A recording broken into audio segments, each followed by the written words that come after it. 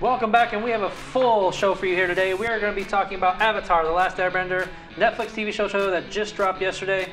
We got the Academy Award nominations, so we're going to give you a rundown of that, as well as the Razzie nominations, see who got worst film. And then lastly, we're going to have a little discussion about intermissions. Should movie theaters bring them back or not? Let's get into it.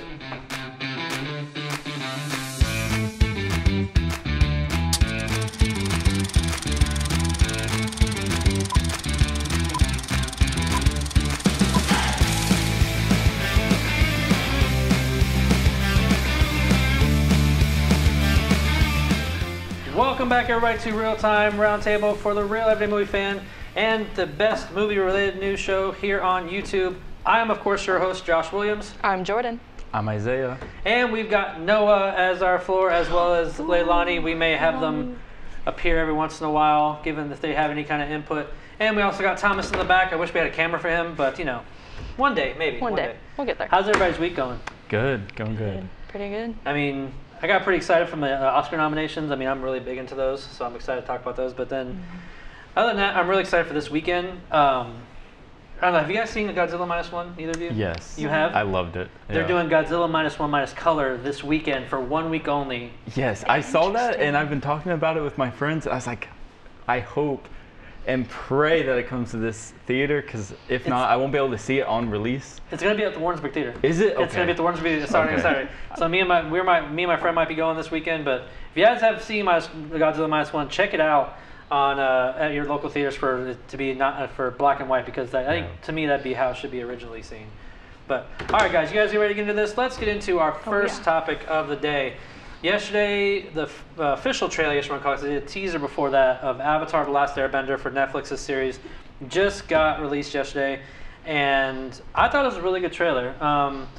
I've been kind of I'm excited because I like the lore of it. I'll be honest, I've never seen the cartoon.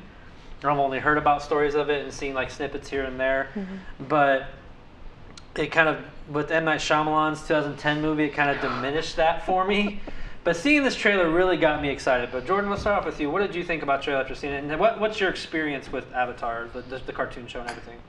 I've seen the cartoon. I wasn't a huge diehard fan of it, but I've seen episodes if they were on. I watched it. I have seen the movie. Oh, God. No one else liked it. I was a kid, so I loved it. I thought it was great. Yeah, 2010. Yeah, Leilani's got a it wasn't 2010 like angry face and a 2024 smiley face. That's pretty awesome. But the trailer for this looks fantastic. It looks amazing. I have a couple quotes from people that commented on YouTube. Someone said, everyone's talking about the visuals and the casting, but can we appreciate how they've kept the essence of the original series? And it feels like a childhood dream come to life. It definitely does. It feels like there are so many little details from the show that they've added in. Someone else said you can tell that a lot of passion went through it, that they have the minor characters in it, the weird animal hybrids, all the funny moments that they did not show in the movie, but it looks like it's going to be fantastic. What about you? What about you, Isaiah? Yeah. I mean, did you watch the cartoon growing up as a kid? Or? I did. As a kid, I grew up watching Avatar, and I actually tried to rewatch it again a couple years ago. I don't think I made it to the end, but I watched till like season 2, kind of learning the earthbending and all that. And I watched the trailer. I've been kind of keeping an eye out for this because obviously it's kind of one of my childhood kind of shows. Right. And I'm a lot more pleased seeing this one than I have for like obviously the Shyamalan movie, which I still kind of enjoyed a little bit. Like obviously I was younger, so I was kind of like, oh, you know, this is sick, you know. But looking back on it, it's not a good movie. No, I remember seeing it. I was like 20 or 21 years old, and I took my nephews to see it. And like halfway through, I walked out of the theater. Like I never really do that. I just walked out. I'm like, that movie sucks so bad. Sorry, I mean I love M. Night Shyamalan, but man, hold on. What did Noah say? Pick one: fire, earth, air, water. Ooh. Earth. You pick earth? Really? Yeah. Okay. I just feel like that'd be cool. I gotta go with fire. I was gonna say fire I don't too. think- yeah. Fire's kind of fun. I mean, either that or water. I don't know. I mean, I think that there's a thing that reads your hands and it tells you which one you are. I think I'm technically an earthbender, but as a kid I always wanted to be firebender, so I'm gonna be firebender. I think it'd be kind of fun. I mean, do you get burnt from it, or is that like, can you get burnt from being a fire? I mean, Zuko has a scar on his eye from fire, so I think you can still kind of be hurt in certain aspects. Maybe it has to be like someone stronger than you than your own fire or something like that. So I may do water then. I don't want to get burnt from anything. I don't want to get burnt from anything like that. But what I also want to ask you guys real quick is, so Netflix is so far from what it looks like it's been killing it as far as like cartoon and animation shows. Like they've done Cowboy Bebop so far on Netflix, and then they also did One Piece. Have you guys seen those? Like, do you think Netflix has maybe got something here as far as taking these like anime or anime shows and making them into live action TV shows? You know, for me, I've heard about the One Piece show. I didn't watch that one yet, but I did watch some of Cowboy Bebop. Personally, I didn't really like it. You know, I could see how someone could enjoy it. You know, I watched it with my dad, and he really enjoyed it. I watched the anime first, and for me, all the characters just felt kind of. I feel like Netflix has this thing where all the characters are almost weird and stilted in the way the dialogue is, and I kind of even felt that with Avatar. And with One Piece too, it's kind of like, you know, with Marvel, they kind of have their unique style. Right. Netflix has a really unique style that I don't really get into that much. Okay. So interesting. For me, it's kind of hard. I still think Cowboy Bebop was entertaining, but I couldn't get into it like I could with the anime. I know a lot of people liked One Piece though, and apparently it really captured the essence of the show. Mm-hmm. And a lot of people are thinking that this Avatar show is going to kind of do the same. Bring back that kind of like childlike nature of the jokes and style, while the M. Night Shyamalan was like overly serious and weird. So a lot of people didn't like that about the movie. Right. Hold on, Leilani's got like two things up here. So we got Netflix redeemed the live action. Some are bad. Really, you think some of them are bad? Okay. I like One Piece myself, yeah. And then Death Note, I actually kind of enjoyed too, personally. Oh.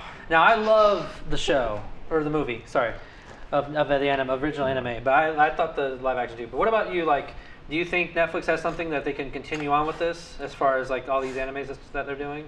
I think if they're done correctly, they have. I actually, for my streaming services, I did have to cut down a couple, so Netflix took the hit for me. I'm sorry, but I think if their process is done right, if they get the actual essence of the original shows, I think they can be great. I think so too. Like I'm curious now, if this is a great success, just like One Piece was, I wonder what they would do next. Personally, I would love to see a Gundam live action, but that's me. Or even maybe Dragon Ball Z is too close to my heart, and I don't know if it's ever going to be done justice. Maybe not. But that original Dragon Ball movie, I don't know, me and Noah are big Dragon Ball Z fans, and that movie just... Have you seen Full Metal Alchemist? No, I've heard of it, That's something I've felt that Netflix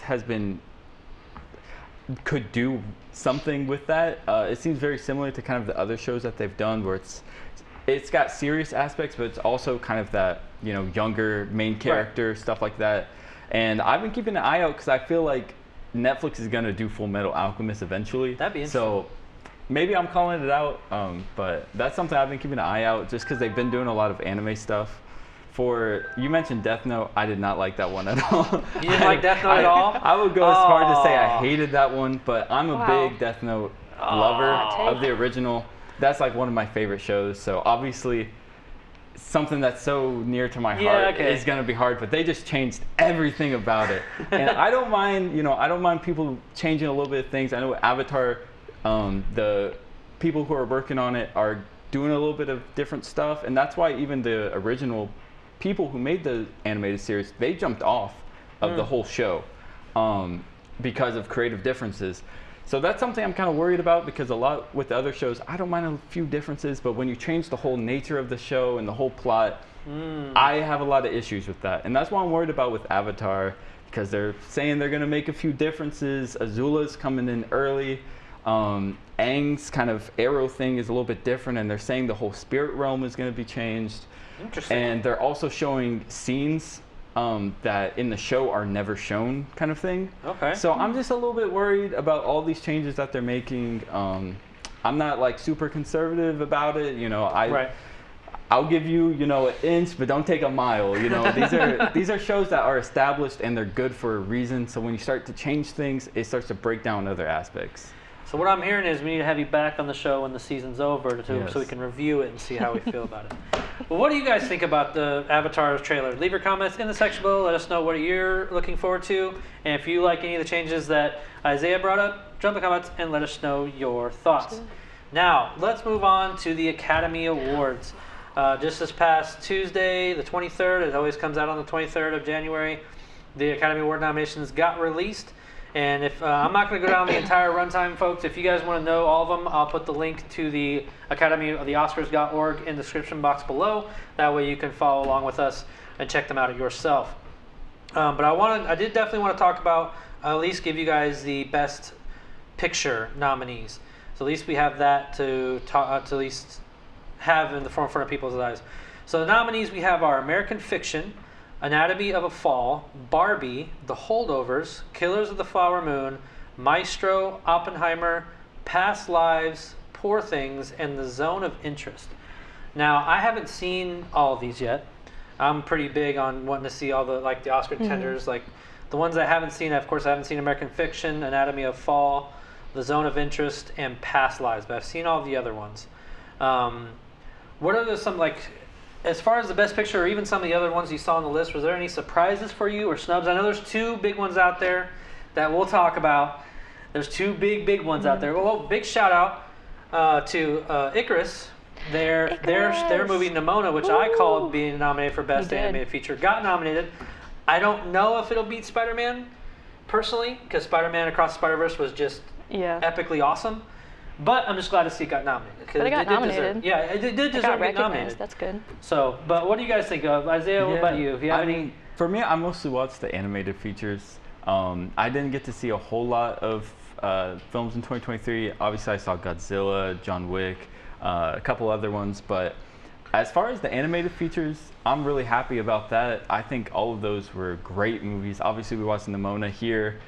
Boy and the Heron just kind of came out recently, and I love all the Ghibli films, and Spider-Man. And I was kind of surprised that I thought Super Mario might make it. I don't know, because I really liked it. I thought it was a really fun movie. See, that one I forgot about, but I was surprised. I was surprised Ninja Turtles didn't get nominated. Oh my God, that one was very surprising. That was such a good movie, dude. Ninja Turtles, I love that movie, and I kind of forgot that it came out in 2023. Yeah. But I watched that with my friends, like 5 of us. It was such a good experience. It felt like we were little, kids watching it for the first time. Yeah, because I've been a Ninja Turtles fan since I was a wee kid, 3 years old probably when it first came out. You what? A wee little kid. A wee little lad. But no, I've been in love with it ever since the first movie came out and then the cartoon. So when I saw it, I didn't I had high expectations because I always have, and it was okay. It was. I mean, I wasn't over the moon, but it was still good. But I was still it was one of those it didn't get nominated because there was a ton of hype for it. You say you loved it, so that was very interesting to me. But what about you? Jordan? Anything stick out to you besides the two big ones that we will talk about here shortly? Besides the two big ones, something that stood out was Poor Things. I personally haven't heard a whole lot about it. I know Emma Stone's in it. Yep. Love Emma Stone, but they're nominated for 11 awards, which is crazy. I know the other two are nominated for a lot, but I feel like this one just, for me, recently just came into view, and now it's huge. Apparently, it's taking over the Oscars at this point. Yeah, the only one I think has more is Oppenheimer. Yeah, I think they have 12. I think so. 12. So, and honestly, for me personally, I think who's going to walk away with the most. I don't know what you guys may think. You think you heart Nimona? Hold on. We have Noah a Nimona hater. Icarus. Noah says Nimona's overrated. Icarus fighting words. For you. Fighting words. I honestly feel like this is Oppenheimer's year, especially Robert Downey Jr. Yeah. I hope he wins his Oscar. I think this is one of those moments where it's kind of like that. This is your nomination. Hopefully, win for your whole career. But then again, I get PTSD from back in 2014, where I don't know if you guys watched 2014 Oscars when Birdman came out. Oh yeah. But Michael Keaton was poised to win for Birdman for the best leading role, and then Eddie Redmayne came in for playing guy in the wheelchair, scientist. I'm blanking on Stephen Hawking. Stephen Hawking. Yeah. He played Stephen Hawking for his role on Theory of Everything, and I remember watching that too. It was so sad when they announced it on for that. Michael Keaton was sitting in the front row. He stood up, and then you can see as he stood up, he put something away in his pocket, and it was his speech. Oh, And so like so I just sad. fear that doesn't happen to Robert Downey Jr. so sad. Because like this is like a big role for him, and he did a terrific job. But other than that, I mean, did you guys see anything else before we talk about the last two things? No, Not- I mean, okay. I was kind of surprised. I thought John Wick, the newest one, was really good. Yeah. And I feel like almost every movie in that series has been really good. Towards the middle, I was kind of like, I don't know. But Yeah. I thought this one that came out, maybe the final one, it's kind of open-ended, was really good and was a nice Yeah. way to send off. I just realized I have one last soapbox. I need to get I need to get one last thing I get off my chest that I'm really angry at. Like, I don't want to curse here, but it's like cursed angry. Is the fact that Godzilla Minus One only got nominated for visual effects. What? I mean, I don't want to bleep anything out, but what the? That is insane. Because I did find out that each country can only submit one film for their country. And Japan picked something called Perfect Days, which I haven't seen yet. But they did also submit Godzilla Minus One, so that means only one could get nominated, but apparently that one got picked over it. But just, I haven't seen Perfect Days yet, so if I see it and I think it's better, maybe, but it should have gotten nominated for Best International Film. Absolutely. At the bare minimum. I mean, I thought it was Best Picture material, but the fact that it didn't even get International Feature just really makes me angry because it's such an amazing film. Like the ending, I haven't teared up for that kind of thing in a while, like in a few years, and that ending had me teared up, and I think it's because you care about the characters of that film. It just, I don't know, it made me really angry. You don't really get to see you get to see flawed characters, but this is a really unique individual where it's like a mix of cowardice kind of in his character and such a deep thing of grief that's really hard to portray well. And it's really easy to relate to kind of how he feels, because if I put myself in that scenario, I would do the exact same thing, you know? I'm not gonna fight this god monster thing, like, come on.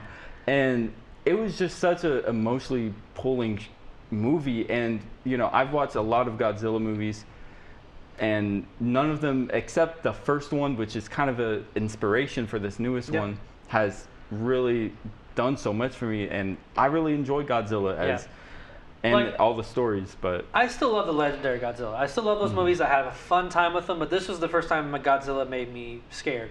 Because I was scared for the characters. Right. You know what I'm saying? Yeah. So that's why I loved it so much. But that was my soapbox. I'll get off of it now. When I saw the nominees, I didn't see it there. I was just like, I'm not going to curse on the show, but you know how I'm feeling.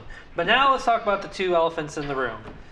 Greta Gerwig did not get nominated for Best Director, and then Margot Robbie did not get nominated for Best Lead Actor for her role in Barbie.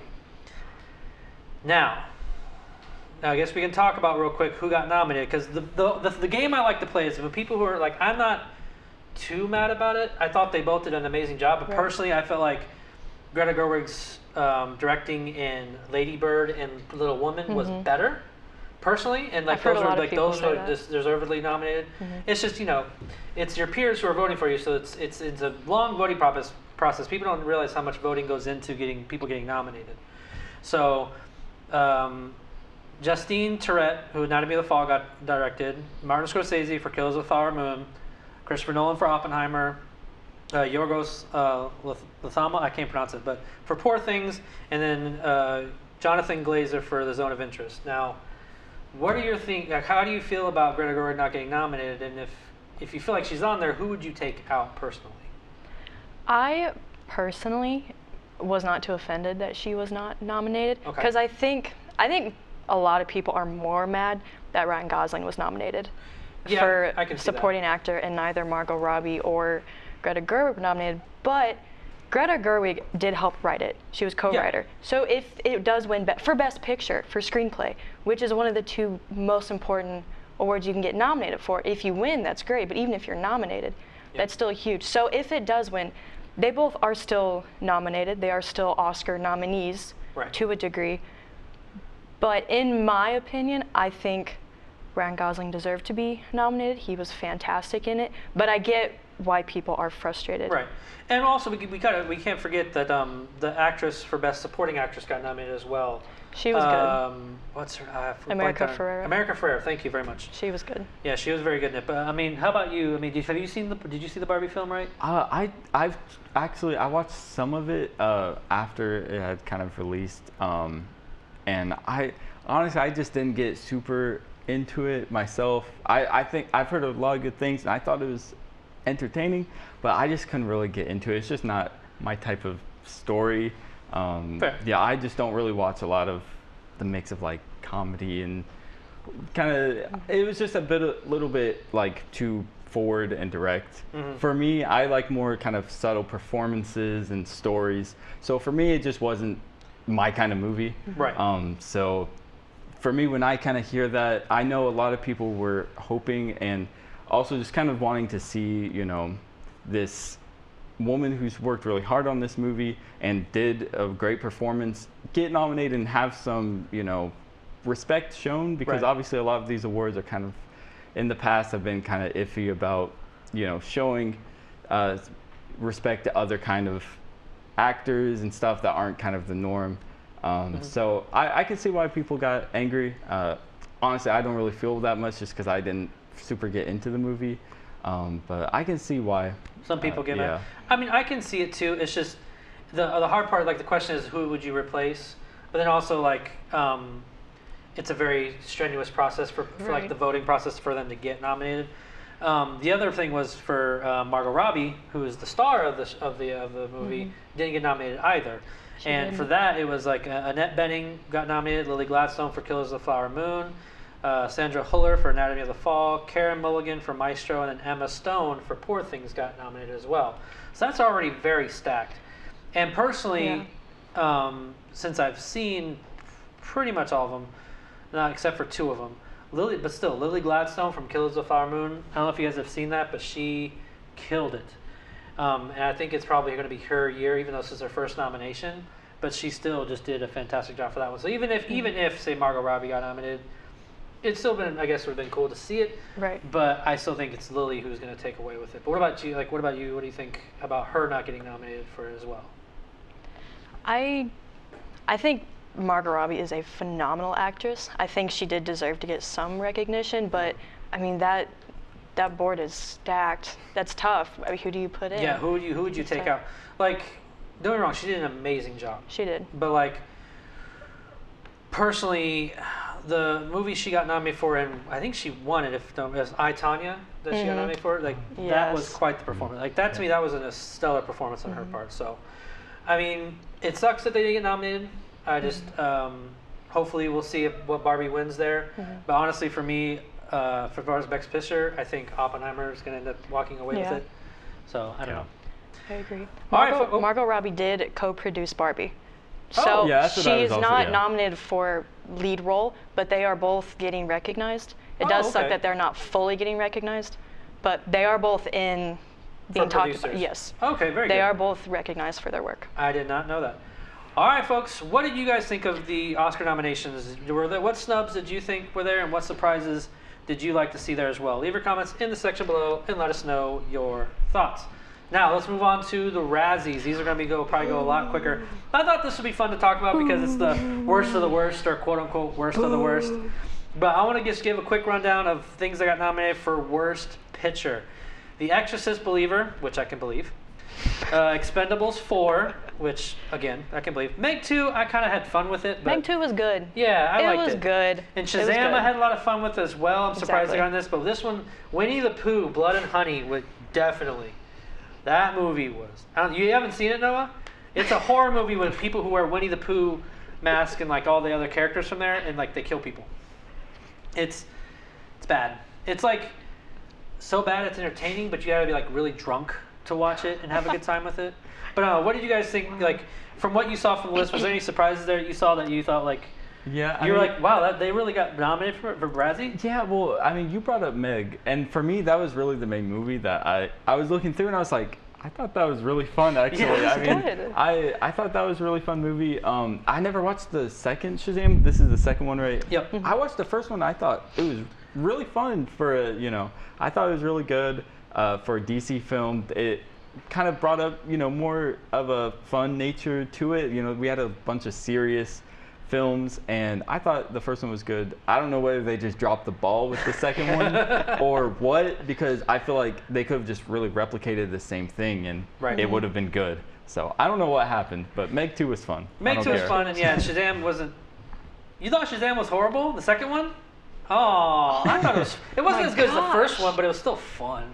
I don't know. Yeah. What about you, Jordan? Like, was there any surprises there you saw that you kind of stood out to you? Yeah, Meg 2. I'm obsessed with sharks and the too. Megalodon. So you put a shark movie in front of me. By the way, has anybody seen Three-Headed Shark Attack? Go watch it. Then you can watch Five-Headed Shark Attack. Is that like Sharknado? Yeah. Oh God. But it's great. It's great. And Shazam, it was not as good as the first one, but I don't think it was horrible worthy. It was good. There were jokes that were funny. There were some that weren't hitting very well, but I would easily take out Shazam and put in Fast X. Because Vin Diesel did get nominated for Worst Actor. As long as Chris Evans for Ghosted, I thought that was very interesting. He did not deserve that. He did not deserve that. I love Chris Evans. If you ever see this, Chris Evans, you didn't deserve that. Just saying. Want to throw that out there. Yeah, it was very interesting. Some of the other things that were on the list that I thought just kind of stood out to me. And then Jason Statham for Meg 2 got Worst Actor. Come on, y'all. Just curious who's going to get what. But yeah, is that what it looks like? Yes, that's exactly what it looks like. And then you add 2 more, and that's Five-Headed Shark Attack. It's great. Go watch it. Now, a good shark movie, Let me know how it goes. If you haven't seen it, is The Shallows with Blake Lively. I have not seen it. You got to see that. That's I know, it's on my list. I've heard of the title. Could you look up real quick? What? Black Adam. I don't remember if that came out 2023 2022. Was it? Okay, because I was about to say, before I knew that it was 2022, Black Adam sucked. You didn't Black Adam was terrible, and I hate watched it the entire time. But the entire time I wanted to leave, I thought it was terrible. I didn't like any of the characters. I thought everything was horribly written. I did not like anything of that movie. And I'm not like a DC hater. You know, I've watched, you know, some of the DC movies like you know, Batman versus Superman and Man of Steel, and what's the newest one that just came out, Justice League and stuff like that. Okay. And I still enjoyed those, even though, you know, you would think they're kind of the same thing. I just hated Black Adam. I don't know. Okay. I thought, and especially the main character, you didn't like The Rock? No, dude, I hate The Rock. I actually don't hate The Rock, but I hated him in that movie. His character was so bland and lifeless to me.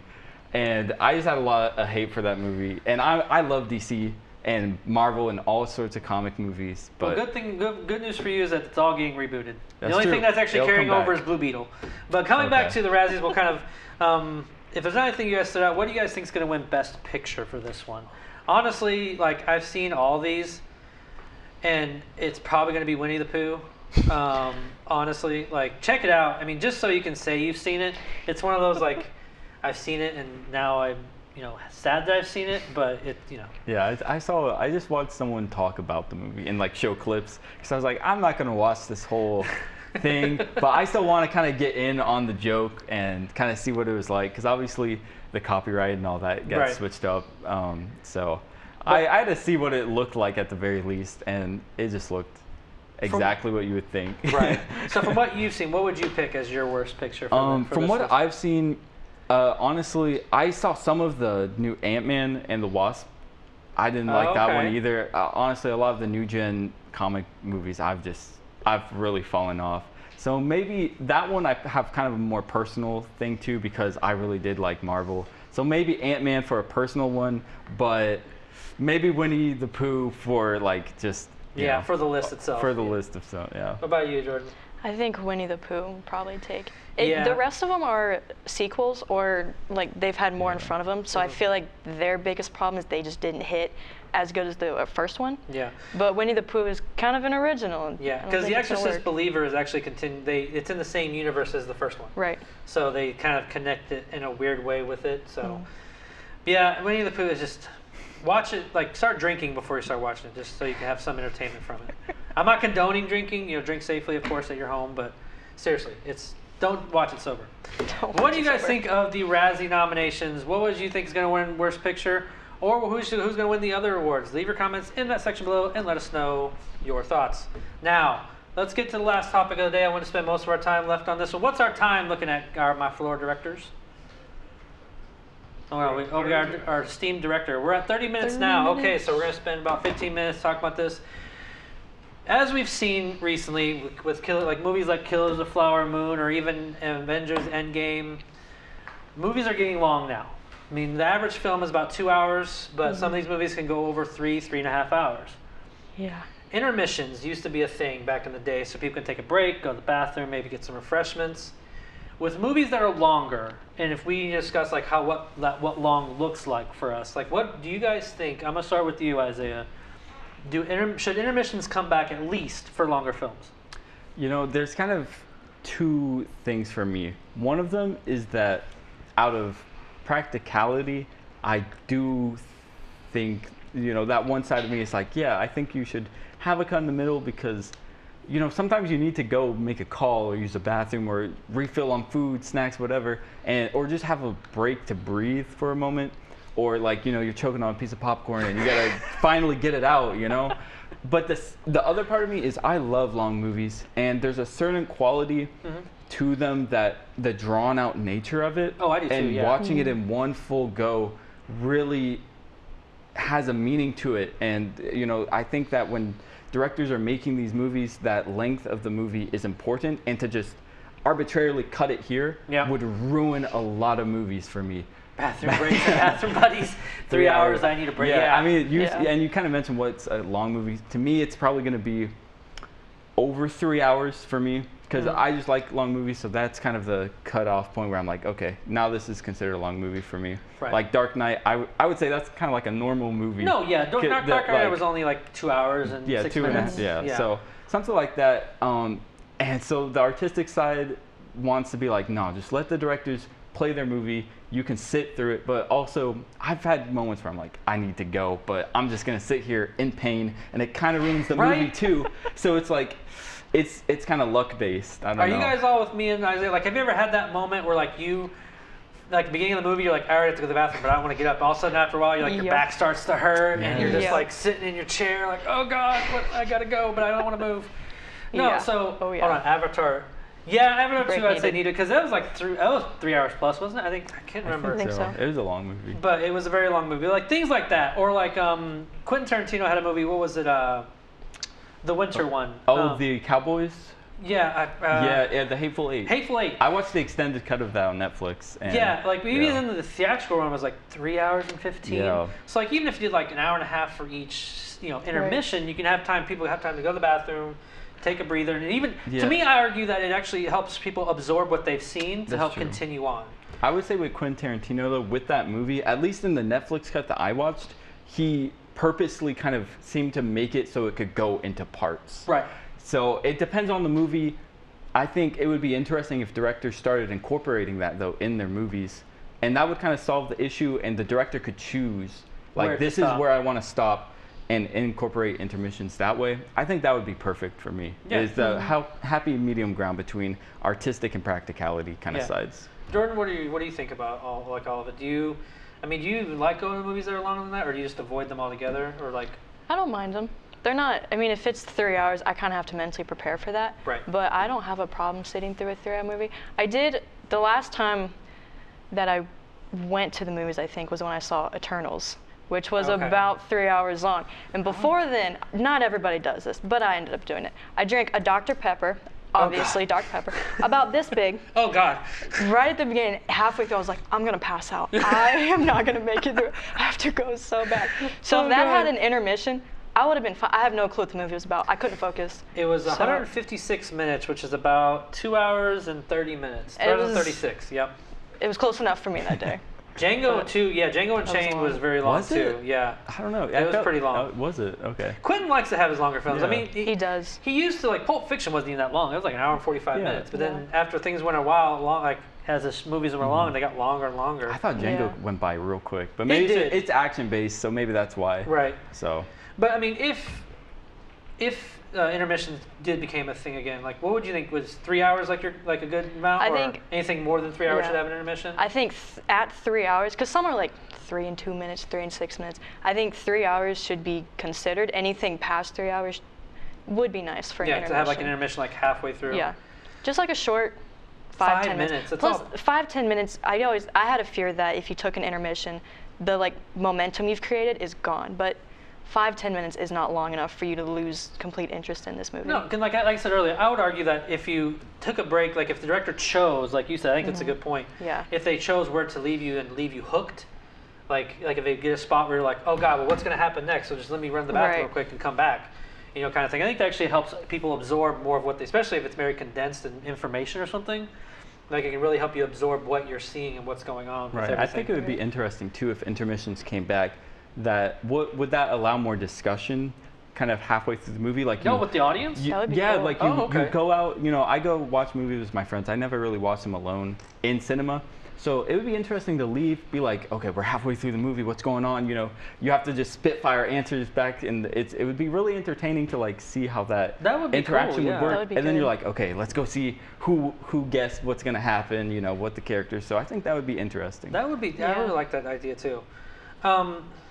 It's very interesting now because before they did just because it was a chance for people to get up and around and start buying more stuff, but now it's because the reason they got rid of intermissions was just simply because they wanted to slot in more show times, which helps bring them more money. I get it, all that, but at the same time, if your consumers are like having to go to the bathroom anyway, and I just think it's beneficial to start doing it. That's why I wanted to bring up this topic because it is something that actually got brought up last year in like the forefront of the Hollywood industry because movie theaters are actually starting to lose money. If it wasn't for Oppenheimer and Barbie last year, the theaters would have been in the red last year, and it saved their industry. So who knows what's going to happen this year as far as the movie, because there's a lot of big movies coming out this year. But it's just something that could be discussed. Like if you're going to start losing money, because Killers of the Flower Moon did not make a ton. That's because it was 3.5 hours long. I don't think anybody wants to sit through movies. Okay, how would that work? Okay, Noah said the movie theater seat should include a toilet. Just put some curtains around, Just boom. Hold on. The sound You may got some be an toilet issue. paper I on don't there? know. I need to borrow some toilet paper. Soundproof it though. Oh God, that'd be funny. But you know what I mean? Like, I think that may have played a factor in the fact that I don't think anybody wants to sit through a full 3.5 hours unless there's some sort of intermission in between. So. Right. I don't know. I think it's something that hopefully the movie theater industry and movie cinemas in general, like movie producers and directors, might take in consideration because it could have some positive impacts on the theater industry, at least personally, I believe. All right, folks, that will do us for today. Thank you so much for watching. More importantly, what did you think of all the topics we talked about here today? Leave your comments in the section below. Let us know your thoughts. Also, if you like what you watched, hit the like button. It's right over here somewhere. And subscribe to that channel. Punch the subscription down if you want. And so you can see all of our great content we have for you here on Red Digital Studios and my channel, Real Time. That's all we have for today. Again, I'm Josh Williams. I'm Jordan. Isaiah. And thank you for keeping it real with Real Time.